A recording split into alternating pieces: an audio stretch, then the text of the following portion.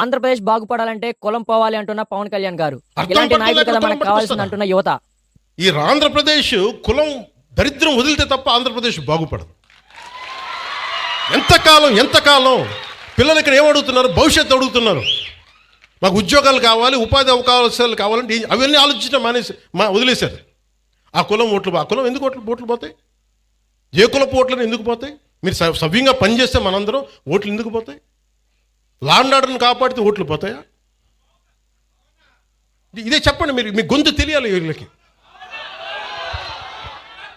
మీరు అందుకే నేను కూర్చోబెట్టి, అలా కాదు, మీకు కూర్చోబెట్టి భయపడతా ఉంటే ఎవడు పని చేయగలరు ఈ దేశంలో? నేను అంటే ఒక క్రిమినల్ యాక్ట్ జరిగినప్పుడు మనం ఏం చేయాలి?